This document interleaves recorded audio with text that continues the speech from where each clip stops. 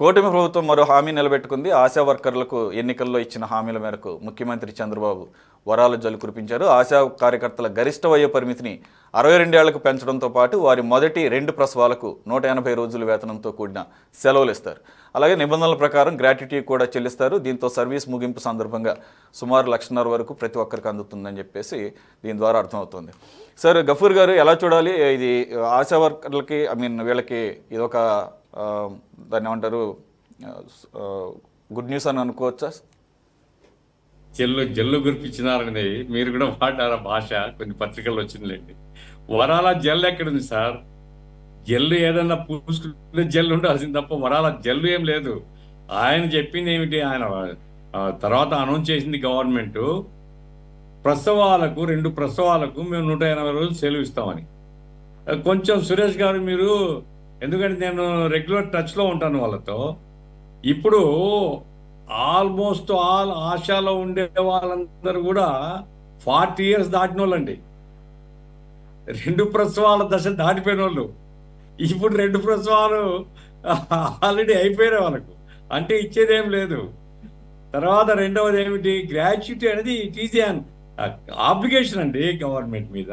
చట్ట ప్రకారంగా ఏ గవర్నమెంట్ అయినా పని చేయించుకున్న తర్వాత సర్వీస్ను బట్టి గ్రాట్యుటీ ఇవ్వాలా. మూడవది ఏమిటి, 62 సంవత్సరాలు. అసలు అదే ఇంతవరకు ఇవ్వకపోవడం అన్యాయము, ఇప్పుడు ఇచ్చారు. నా పాయింట్ ఏమిటంటే కూటమి ప్రభుత్వానికి, ఎందుకంటే కూటమి ప్రతినిధి ఉన్నాడు, మరి వాళ్ళు ఏమన్నా వాళ్ళ నాయకులతో చర్చిస్తారో లేదో, ASHA workers, anganwadi workers, mid day meal workers, మిగతా ఈ స్కీమ్ వర్కర్స్ అందరిలో తీవ్రమైన అసంతృప్తి ఉన్నది. పోయిన ప్రభుత్వము 42 రోజులు అంగన్వాడీని సమ్మె చేసినా వేతనాలు పెంచలేదు. కాబట్టి ఆ ప్రభుత్వానికి వ్యతిరేకంగా వాళ్ళు క్యాంపెయిన్ చేశారు. వాళ్ళ మనసు మండి, వాళ్ళేం తెలుగుదేశం మీద ప్రేమతో కాదు, వాళ్ళ హృదయాలు మండి వైసీపీ పోవాలా అని క్యాంపెయిన్ చేసినారు. ఇప్పుడు టీడీపీ వచ్చింది. టీడీపీ ప్రభుత్వం కూడా మొన్న బడ్జెట్లోనండి సురేష్ గారు, కార్మిక వర్గాన్ని గురించి ఒక్క మాట లేదండి. ఈఎస్ఐ హాస్పిటల్ ఏదో 5-6 చోట్ల ఓపెన్ చేస్తామన్నారు. ESI hospital open central government, ESI డబ్బు సెంట్రల్ గవర్నమెంట్. ఆ తర్వాత చెప్పింది ఏమి, చంద్రన్న బీమా ఆల్రెడీ ఉంది. చంద్రన్న బీమా, అరే మీరు 50 లక్షల మంది రాష్ట్రంలో అసంఘటిత రంగ కార్మికులు ఉన్నారండి. వాళ్లకు ప్రభుత్వమే వేతన సవరణ చేయాలా. ప్రభుత్వానికి ₹1 ఖర్చు ఉండదు. వేతన సవరణ చేసి జీవో ఇస్తే యజమానులు అమలు చేస్తారు. చంద్రబాబు నాయుడు గారికి ఏమిటి, ఆయన బుర్రలో ఉండేది ఏంటంటే, వేతనాలు పెంచాలా అంటే యజమానులు మాకు వ్యతిరేకమవుతారు, అంటే కార్మికులు బానిసలుగా ఉండాలా, కార్మికులు అర్ధాకలతో ఉండాలా, కార్మికుల జీతాలు చావాల్సిందే. వాళ్ళు ధరలు పెరుగుతున్నాయి, జీతాలు పెంచరు. వైసీపీ గవర్నమెంట్ పెంచలే, వీళ్ళు పెంచరు. కాబట్టి కార్మిక వర్గం విషయంలో ఈ ప్రభుత్వం యొక్క విధానం బాగలేదు. ఈ ప్రభుత్వంలో మంత్రి ఒక ఆయన ఉన్నాడు, కార్మిక శాఖ మంత్రి. కార్మికుల పని తప్ప మిగతా అన్ని పనులు చేసుకుంటాడు ఆయన. అరే కార్మిక శాఖలో ఉండే సమస్యలు ఏమిటి, నిర్వీర్యం అయిపోయింది, యాక్సిడెంట్లు అవుతున్నాయి, వాళ్ళకి వేతనాలు దొరకడం లేదు, ఉద్యోగానికి భద్రత లేదు. వీటిని ఎట్లా చేద్దాము? 50 లక్షల మంది ఇల్లు, 50 లక్షల మంది మిగతా వాళ్ళు ఉంటే 1 కోటి మంది కష్టజీవులు ఈ రాష్ట్రంలో ఉన్నారు. ఈ 1 కోటి మంది సంక్షేమం అవసరం లేదా ప్రభుత్వానికి?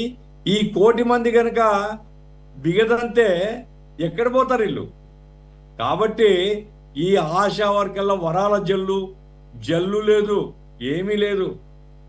కేవలం సాటిస్ఫై చేయడం కోసం, ఇదిగో మా దృష్టిలో ఆశా వర్కర్లు ఉన్నారు, మా దృష్టిలో అంగన్వాడీ గ్రాట్యుటీ ఇచ్చినామని బడ్జెట్లో చెప్పారు.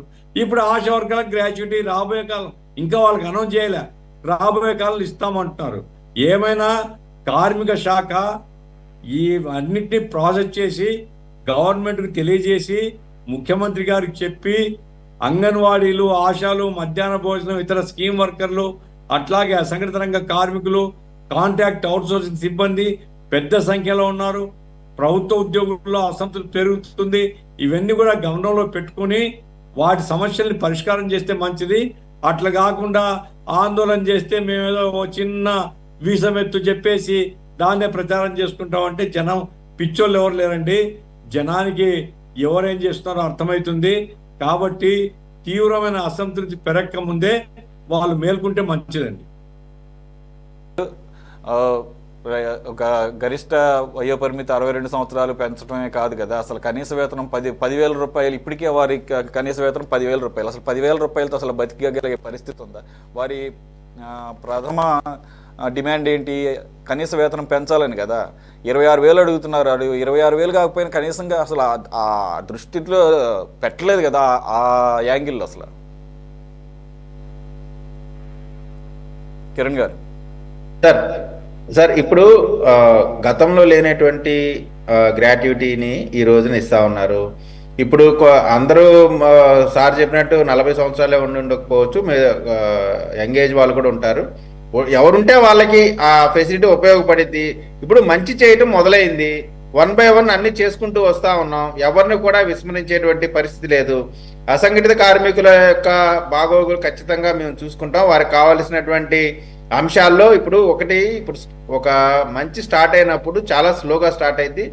ఇప్పటికీ అందరు మంచి కూడా చేసే సంక్షేమం చేసే విషయంలో ముందుకు వెళ్తా ఉన్నాం. మన రాష్ట్ర పరిస్థితిని బ్యారేజ్ వేసుకుంటూ ఈక్వల్ చేసుకుంటూ, అంటే అభివృద్ధి సంక్షేమం రెండు కూడా ఈక్వల్గా వెళ్ళే విధంగా మేము ప్రయత్నాలు చేస్తా ఉన్నాం. ఇవాళ అందులో భాగంగానే ఆశా వర్కర్లకి సంబంధించినటువంటి ఇష్యూస్ని అడ్రస్ చేసాం. ఇంకా శాలరీస్కి సంబంధించిన కానీ ఇంకా ముందు చేయాల్సినటువంటి పెద్దలు ఫరూక్ గారు చెప్పినట్టు మిడ్ డే మీల్స్ వాళ్ళకి సంబంధించి కానీ లేదు ఆశా వర్కర్లు అంగన్వాడీలు అందరికీ కావాల్సినటువంటి అన్ని సదుపాయాలు కల్పించే క్రమంలోనే ఇప్పుడు మొదటి అడుగు పడతా ఉంది. రాబోయే రోజుల్లో ఇంకా మంచి సంక్షేమం చేసి అందరి దగ్గర మంచి పొంది ప్రతిపక్షానికి అవకాశం లేకుండా చేసే పని మాత్రమే ఎన్డీఏ కూటమిలో చేస్తాం తప్ప మరొకసారి ప్రతిపక్షానికి అవకాశం ఇచ్చేటువంటి పరిస్థితి ఉండదు. ఖచ్చితంగా అందరి ఏ అయితే ఇబ్బందులు ఉన్నాయో వాటన్నిటిని కూడా అడ్రస్ చేయడం మొదలు పెట్టినాక ఏది ఆగదు, అన్నిటిని కూడా అడ్రస్ చేసి ఆ ఇబ్బందుల నుంచి బయటపడేస్తామండి. రైట్. యాక్చువల్గా గఫూర్ గారు పేరు మీరు ఫరూక్ అంటున్నారు. సారీ అండి గఫూర్ గారు. కారుమంచి రమేష్ గారు, మీ ప్రభుత్వ హయాంలో ఎలాగూ ఒక్కదాన్ని కూడా అడ్రస్ చేయలేదు. ఇప్పుడు ఏదో మొత్తానికైతే బిగిన్ చేసామని ఆయనే ప్రతినిధి గారే ఒప్పుకుంటున్నారు. కానీ అసలు అయినటువంటి డిమాండ్ని మాత్రం అడ్రస్ చేయలేదు. నిజంగానే 10,000 రూపాయలు అంటే ఆశాలు మా ప్రభుత్వంలో ఉండగా కూడా డిమాండ్ చేసింది ఏంటంటే వాళ్ళకి శాలరీస్ పెంచమని చెప్పి ఆ రోజున కూడా వాళ్ళు డిమాండ్ చేయడం జరిగింది. రకరకాలుగా కూడా ఉద్యమాలు చేయడం జరిగింది. సరే, ఈ రోజున మా ప్రభుత్వం అధికారంలోకి రాలేదు. కూటమి ప్రభుత్వం అధికారంలోకి వచ్చే ముందు కూడా వాళ్ళు చెప్పడం జరిగింది, వాళ్ళ యొక్క కోరికలను మేము తీర్చుతాం, ఖచ్చితంగా వాళ్ళకి వేతనాలు పెంచుతాం అని చెప్పడం జరిగింది. కానీ ఈ రోజున ఎక్కడా కూడా వేతనాలు పెంచుతున్న స్టేట్మెంట్స్ అయితే ఎక్కడా లేవు. ఓన్లీ గ్రాట్యుటీ ఇష్యూలోను వాళ్ళకి ఆ ఏజ్, రిటైర్మెంట్ ఏజ్ ఇంకో 2 సంవత్సరాలు 62కి పెంచడం మాత్రమే చేశారు. సో వాళ్ళు ఆశిస్తున్నట్లుగా మేము చేయలేదు, వైఎస్ఆర్ కాంగ్రెస్ పార్టీ ప్రభుత్వం చేయలేదు గతంలో, మేము చేస్తాము అధికారంలోకి వస్తే అని చెప్పి వాళ్ళు నమ్మించి ఓట్లు వేయించుకున్నారు. కాబట్టి వాళ్ళకి ఆ వేతనం వాళ్ళు కోరుకున్న విధంగా ఇచ్చే ఇది చేయాలని చెప్పి మా పార్టీ తరఫున మేము డిమాండ్ చేస్తున్నాం. రైట్. కృష్ణాంజలి గారు, what is your take on this? ASHA workers గురించి ఈరోజు ప్రభుత్వం చేసినటువంటి అనౌన్స్మెంట్. ఇప్పుడు ప్రభుత్వం వైపు నుంచి చేసినటువంటి అనౌన్స్మెంట్ ఖచ్చితంగా పాజిటివ్ గా మనం తీసుకోవాల్సినటువంటి అంశం. వాళ్ళకు కూడా సంతోషం ఉన్నటువంటి మాట వాస్తవం. కొన్ని ఇంకా అదనంగా డిమాండ్లు ఉంటే ఉండొచ్చండి, అన్నీ ఒకేసారి తీర్చేటువంటి అవకాశం కూడా లేదు. అయితే ఇక్కడ ఒక అంశం ఏంటి అని అంటే, మీరు వైసీపీ గవర్నమెంట్ కి సంబంధించి ఇప్పుడు ఉన్నటువంటి కూటమి గవర్నమెంట్ డిఫరెన్సెస్ విషయాల్లో మనం గతంలో కూడా ఇదే తెలుగుదేశం బీజేపీ ప్రభుత్వం ఉంది 2014 నుంచి 19. అప్పుడు ఉద్యోగుల విషయంలో పిఆర్సీ కానివ్వండి, మిగతా విషయాల్లో కానివ్వండి, వాళ్ళు ఏ విధంగా ఉద్యోగుల డిమాండ్స్ కి తలొగ్గి వ్యవహరించినటువంటి తీరు. కానీ వైఎస్ఆర్ కాంగ్రెస్ పార్టీ ప్రభుత్వ హయాంలో ఒక కొత్త నినాదాన్ని వాళ్ళు తీసుకున్నారండి. మేము ఉద్యోగులకి అనుకూలంగా వ్యవహరించము అనేటువంటి ధోరణిని బహిరంగంగా వాళ్ళు వ్యక్తపరిచారు, పిఆర్సీ విషయంలో కానీ మిగతా విషయాల్లో కానీ. ఎందుకు అని అంటే దాన్ని ఒక పొలిటికల్ స్ట్రాటజీ కింద తీసుకున్నారండి. దానికి కారణం ఏంటంటే, ఉద్యోగులకి అనుకూలంగా వ్యవహరించేది కాదు. ఏం చెప్పారంటే, పదే మీరు గొంతెమ్మ కోరికలు కోరుతున్నారు, బడ్జెట్ లో ఉన్నటువంటి వాటి మొత్తాన్ని మీకే ఖర్చు చేస్తే మేము జనానికి ఏమి ఇవ్వాలి, సంక్షేమ పథకాలు అమలు చేద్దా, నవరత్నాలు అమలు చేద్దా అని వీళ్ళని, అంటే ఉద్యోగులకి ఏదో సంక్షేమ పథకాలకు సంబంధించినటువంటి అంశాలు ఉద్యోగులకు ఇవ్వటం ద్వారా సంక్షేమ పథకాలు అమలు చేయనటువంటి పరిస్థితి ఉంటుందని ఇద్దరి మధ్య, ప్రజలకి ఉద్యోగులకు మధ్య ఒక ఘర్షణ వాతావరణాన్ని సృష్టించేటువంటి ప్రయత్నం వైఎస్ఆర్ కాంగ్రెస్ పార్టీ చేసింది. వాళ్ళ ఉద్దేశం అలా ఎందుకు చేశారు? ఉద్యోగులు వీళ్ళు చాలా ప్రకటనలు చేశారు. మేము 10 లక్షల మంది ఉన్నాము, మాకు ఒక్కోళ్ళ ఇంట్లో 4 ఓట్లు ఉంటాయి, ఇవన్నీ ఇవాడు చేశారు.